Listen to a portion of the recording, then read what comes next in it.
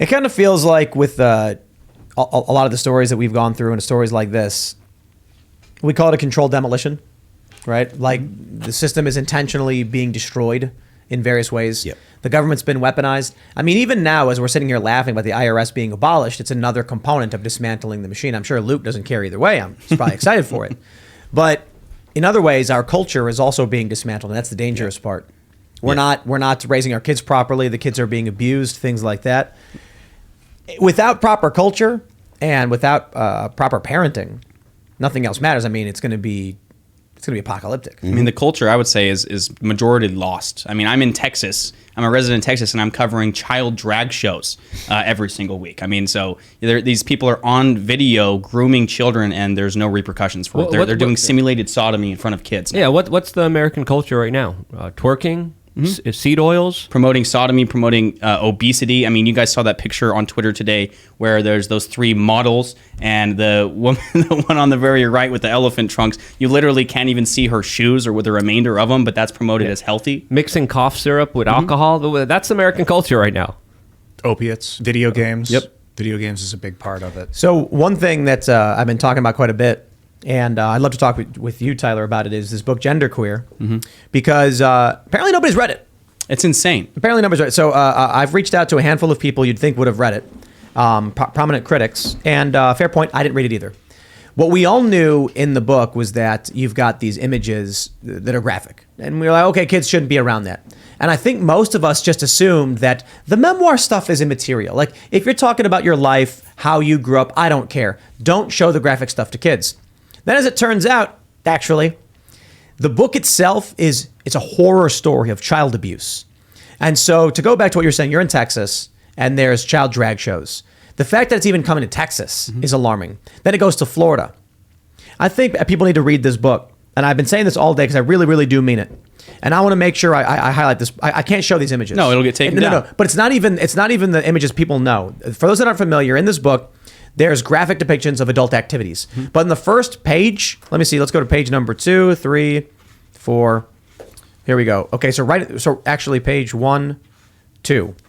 It's a little boy and girl peeing in the yard outside.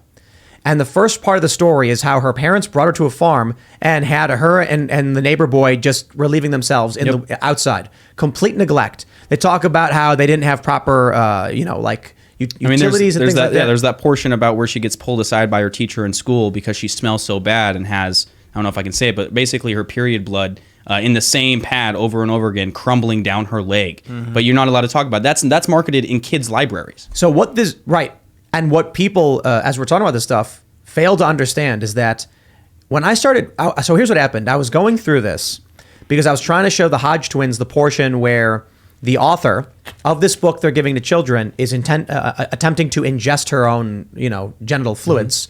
And, in order to find that part, I'm like, you know what? I haven't actually read the book. I start reading it, and it's a story about how her mother abused her, had her wearing days old, not even days old. She just says, I'll read it. She says, I'd often wear the same pad for so long that dried blood turned to dark crumbles resembling coffee grounds. Where was her mom? Yeah. She's no wonder she hates herself. She was psychologically abused and traumatized by her mother. And physically. She's in school, and it's in the book. She's like, the counselor pulled me aside saying, you smell so bad, people are complaining. Did your mom not teach her how to take a bath? She didn't know how to shave her legs. You don't got to shave your legs, dude. I don't care.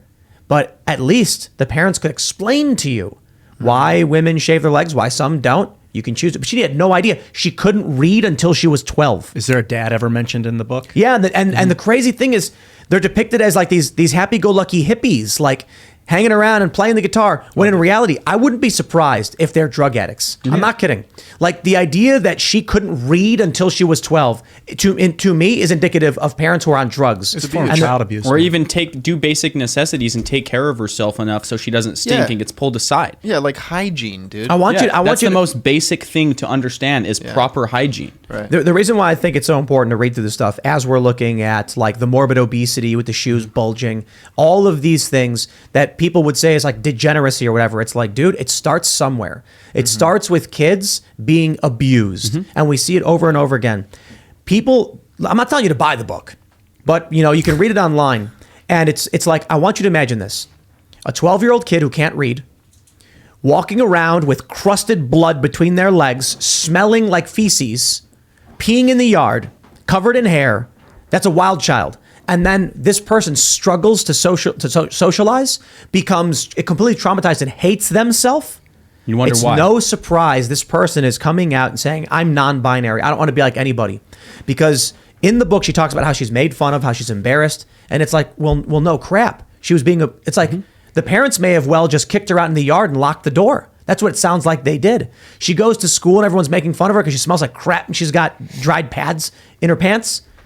Nightmarish, dude. It's a common Nightmarish recurrence at abuse. these drag shows that I cover too. Is I would say 95 to 98% of the time, it's single obese mothers that are bringing their children to these shows. I mean, so they can't even take care of themselves, and that's what I see as a common reoccurrence. They're dressing their male boys up in tutus and dresses. I mean, and a lot of my footage, I've unveiled teachers bringing their children to this, talking about the grooming of their children like it's a totally okay and acceptable thing. I mean, the drag queens literally engage with these kids on stage, say sexual jokes, they do sexual things directly in front of them and actually involve the children in it. I mean, it's a form of psychological abuse that I've never seen before. I mean, I don't want to be covering this stuff, but ever since the Mr. Misters one really exploded in Pride Month, it's like they've tripled down this community. They've tripled down over and over again, and now I see multiple of them every single week. The most revealing thing about this book to me is that graphic image in question that everybody talks about, the picture of adult activities, the main character, the author of this book, writes how it wasn't doing anything for her. So think about this. It's a person who's abused by her parents, neglected, filthy, uneducated, can't read, confused about who she's supposed to be or what life is. Like, yeah, when you leave a kid out in the wilderness and they grow up, they're not going to be able to properly function. She then tries to engage in, we'll just call it kink. And then she's like, hey, this actually isn't doing anything. She's clearly confused. She doesn't enjoy what they're telling her she should enjoy. And she's completely desensitized. And that's what they do to a lot of these children at these drag shows that I go to, is they desensitize kids to sexually explicit content and simulated sodomy at a young age. So then they grow up and they don't even understand what they're seeing. I mean, there was in the Mr. Misters one, the first one I ever covered, there was a child sitting at the bar. He had a Nintendo DS. He had a Rubik's Cube. He was completely uninterested in what was going on. And he had two moms with him. Mm-hmm. And the gay bartender who was serving drinks over his head literally asked this kid if he is gay. And he says no. And his mother butts in on behalf of him and says, no, he is gay, but he's just too embarrassed to talk about it. You know, it's really interesting. I want to mention this too. I'll say it again.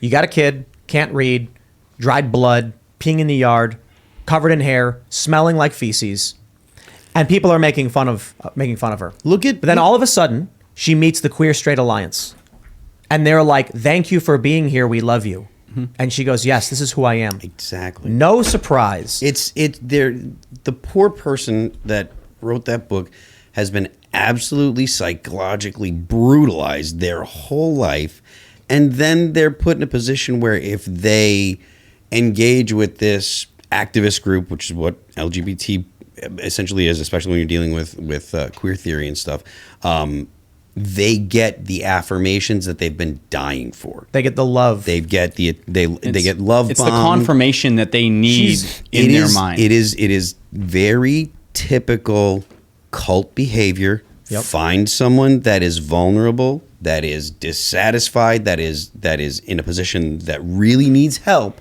and then tell them all the reason that you're unhappy is because of all of these people. Right. It is literally the same playbook that every manipulative person does, and governments do it. You look at what the Nazis said. You look at what the communists said. Blame the bourgeoisie. Blame the Jews. Blame the straight people. Blame the Christians. It's just the same thing. And then think about this. Once again, a kid who's neglected in all these ways, smelling like crap. And then this group comes, and she explicitly talks about how she has crushes on boys too. Like this is like a normal little girl being abused. And then the QSA says, "We're so happy you're here." And then she's smiling, and they're like, "Yay, we love you." And by the way, those people who made you feel bad are the bad ones. Yep. They're the problem. And there you go. Now all that anger and resentment she felt, it's almost like a kind of sour grapes. I feel bad for her because it's like if she just had someone tell her, "Look, girls shave their legs. It's a social custom. You don't have to do it, but all the other girls do. So they may make fun of you if you don't." She didn't even have that. She writes how she's like, "I didn't even understand what was going on, why they were laughing at me. I couldn't even read." Crazy. Then they villainize those who are laughing at her for being unsocialized. And you know, that sucks too, to be completely honest. She wrote this, I believe, because it was like a memoir. She calls it a memoir about her life and like expression of her experience. But like, I believe the kids in the book are under 18 that are experiencing the simulated sex acts. So if I wrote a comic strip of two 14-year-olds having sex, they would call that child. I mean, I think you're supposed to call it child porn. I don't know if they're underage in that portion of the book. They never say if it's underage or not, or if they indicate that they're underage. At that point, I think she's in college and she's like working a job or something. And also, drawing of sexual images gets dicey about the legality because there's artistic. Yeah, there's a type of anime called lolly, lolicon that pushes the line apparently, like so. And there have been like court cases where they say because it's drawing lolly's okay, which is creepy and gross. But I mean, you know, it is what it is. I don't know that that's illegal. I mean, but a lot of these books that are being actually marketed in children's libraries do have what, you know, rational people would call child porn in them. I mean, it has depictions of naked little girls, naked little boys engaging in certain things. I mean, and exploring their body. And I understand, you know, maturation, right? Basic maturation. We all took it. But that's teaching about STDs, teaching about how to be safe. It's not teaching about how to actually engage in sex. I mean, I'm old enough to remember when they used to tell you to abstain from sex so you didn't, you know, contract these STDs or go through these terrible experiences. And now, I mean, books like this are being marketed to children on a daily basis in almost every single state of the country. She's thousands of schools. She says she's 25 in that. Oh, wow. 25 years old in that particular portion of the book. Well, you're right about lolly porn. That's a big problem of contention on social media. I do think they banned it on Twitter, though. Elon Musk has been like, none of this and stuff. it's legal. It's legal in the United States because you can't prove that it's a kid, even though it looks like a kid. But even though they're drawn just like children. Yeah, intentionally, because it is, I think, I consider it a form of child porn. That's if you ever go on like the MAP forums, right? Which we're going to call it what it is, the pedophile forums. I mean, they share lolly relentlessly amongst each other. Yeah. And it's because it's marketed towards a certain group of people and they know what they're marketing towards. Mm-hmm. There's an interesting thing about this, too, is that when you read that portion, it's a very female perspective on sex. And it's funny because this individual's writing how they're queer and all that stuff, but I'm like, I think if like as a dude reading that, I'm like, yeah, that's a woman. Mm-hmm. Like I'm not trying to be a dick or anything. I'm like the thing she's describing about. So you guys remember 50 Shades of Grey, and it was like women. 50 Shades of Grey. Yep. Yeah. Of Grey. Women loved that book because women and men experience this stuff very differently, and men are very visual, and women are very much more imaginative, and that's basically how the book describes all of this stuff. Even to the point where she says she doesn't enjoy any of it. I'm so glad you read it yesterday and got that perspective that it's a kid that was abused. That's such an important part of this. I can't even begin, bro. I can't even begin. When I saw this, I can't even show it on camera. Oh wow. Yeah. Oh wow, indeed. Like you look at this and you're just like, this poor kid, man. Yeah, I was wouldn't a be real surprised if parents person were- that lived through that.